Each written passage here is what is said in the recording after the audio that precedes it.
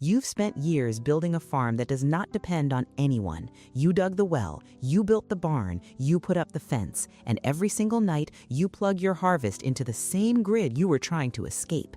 Tonight, and the night after that, and every night of every summer for as long as you keep farming. Today, we are going to fix that. Because 6 feet under your fields right now sits a thermal battery that has been running continuously for 10,000 years.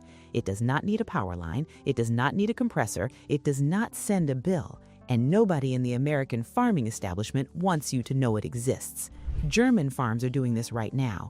Austrian agricultural schools teach it, Swiss food storage facilities run on it, and American extension agents have never heard of it. That gap is not an accident. Here is what they did not teach you.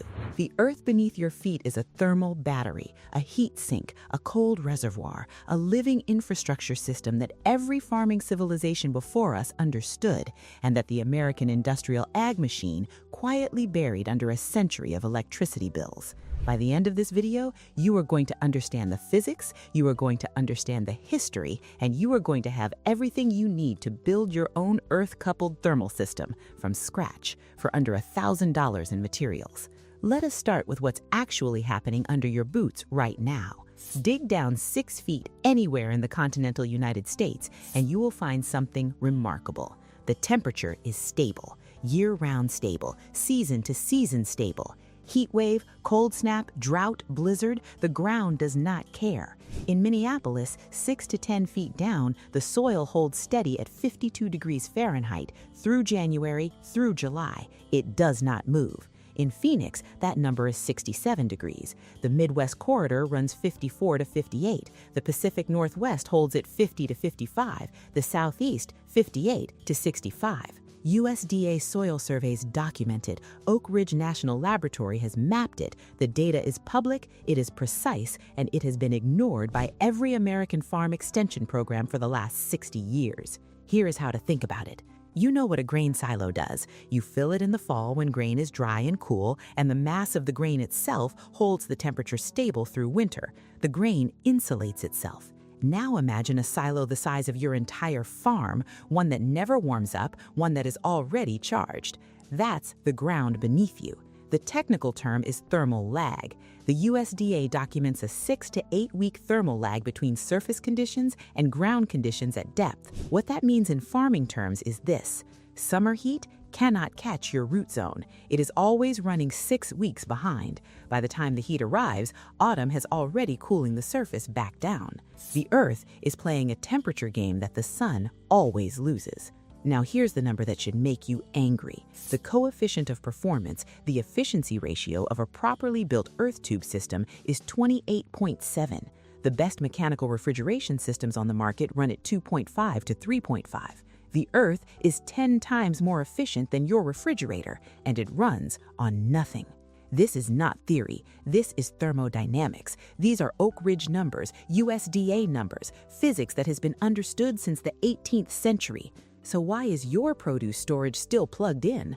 We'll get there. But first, let's look at who figured this out before us and how long they figured it out. 2,300 years ago, in the middle of the Iranian desert, engineers built a structure called the Yakhchal.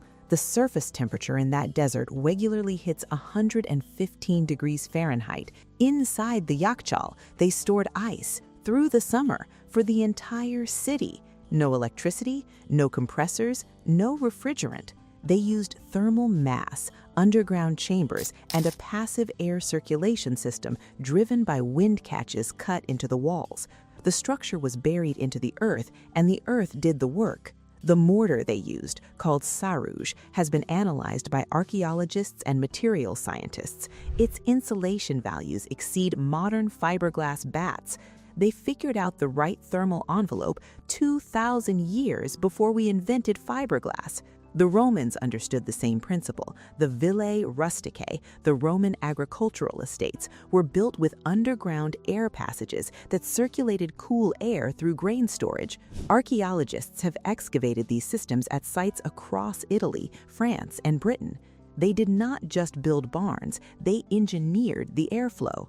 And before Rome, before Persia, Native American peoples across the continent were using pit storage for 8,000 years. Documented use. The caches are still being excavated. The design principles are identical: mass, depth, passive ventilation.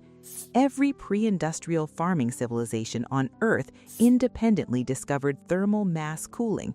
Every one. Persian engineers, Roman estate managers, Native American food keepers, medieval European farmers, Korean agricultural communities. They all arrived at the same answer, which raises a question. If everyone found this answer, why did we stop using it? Hold that question. First, let me show you what the modern data looks like, because the Europeans never stopped. Germany's Passive House Institute in Darmstadt has documented 847 installations of earth tube systems on residential and agricultural structures. Their data shows an 89% reduction in mechanical cooling demand. Not 40%, not 60%, 89%. Austria has gone further. Farm-scale earth tube systems are required by building code for agricultural structures over 1,000 square meters. It is not optional. It is not a grant program. It is code. In Switzerland, ETH Zurich, one of the top engineering universities on the planet, has been monitoring passive cooling installations for 15 years. Zero performance degradation. The systems work just as well today as they did when they were installed. And the operating cost? 2 euro cents per kilowatt hour, against 8 to 12 cents for conventional mechanical cooling. That is not a marginal improvement, that is a complete replacement. And Europe built it into code while we were still debating whether to audit our power bills. So, back to the question, why did America stop? 1902. That is the year Willis Carrier filed his patent for mechanical air conditioning. Within a decade, the industry that grew up around that patent had a fundamental problem. Passive cooling worked. It worked well, it worked cheaply, and it required no ongoing purchase of equipment or energy. That was a problem. By the 1920s, Carrier Corporation was running national advertising campaigns that didn't just sell air conditioning, they actively framed passive systems as primitive, backwards, a sign of poverty. The language was deliberate. Root cellars and underground storage were repositioned as things poor people did before the modern age arrived. After World War II, the USDA Extension Program became the primary vehicle for agricultural education across rural America. Those programs were built on mechanical refrigeration. They were standardized around it, and the standardization was not neutral. It was shaped by the industry that built the equipment. The education gap you see today, the extension agents who have genuinely never heard of earth tube systems, the agricultural school programs with no passive cooling coursework, that gap has a paper trail. The passive systems did not disappear from American farming because they stopped working.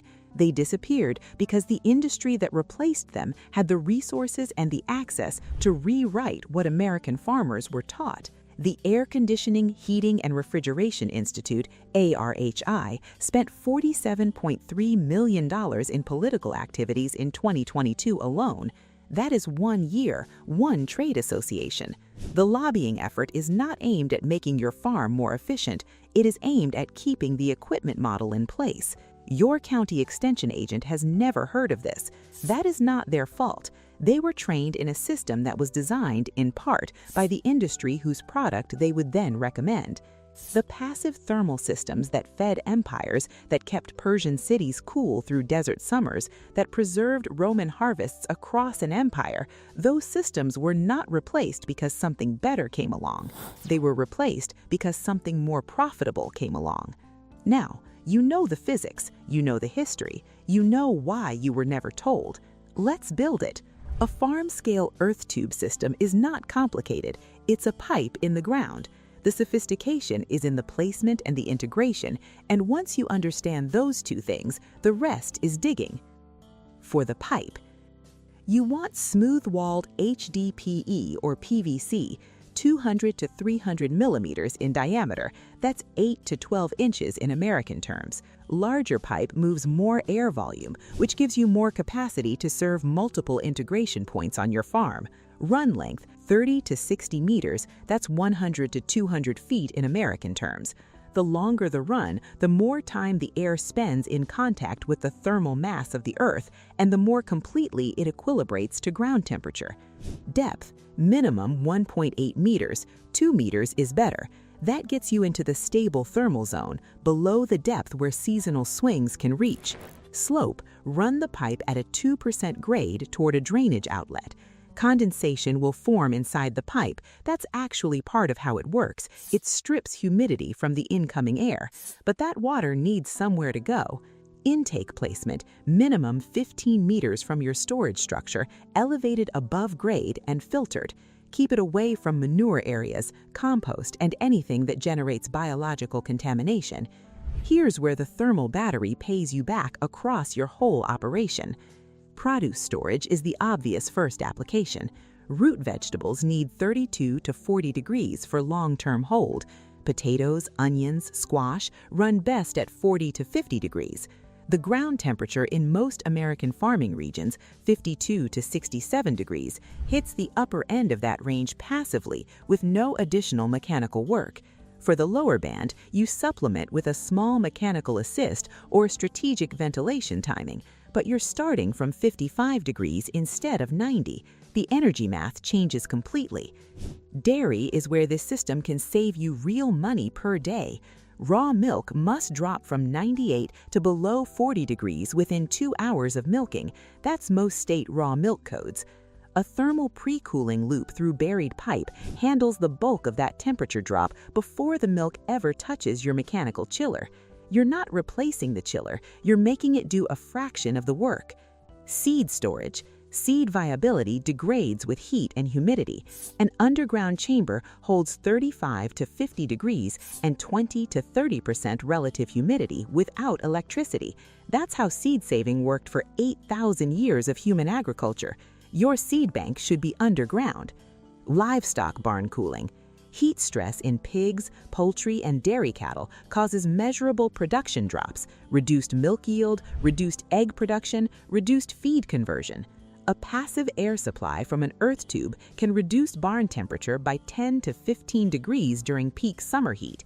That's enough to prevent heat stress events without a single watt of mechanical cooling. Here's the cost. Pipe, $300 to $500. Fittings and filtration, $200 to $400. Trencher rental, $200 to $400 per day, and a 30-meter trench takes 1 day. Total materials, $500 to $900 depending on your site and integration scope. Total labor, if you do it yourself, 1 to 2 days. Compare that to a commercial mechanical refrigeration unit for produce storage, $5,000 to $15,000 to purchase, $500 to $1,500 per year in electricity, and a service contract you'll need within 10 years. The payback period on an earth tube system is measured in months, not years, and it doesn't stop paying you back after that.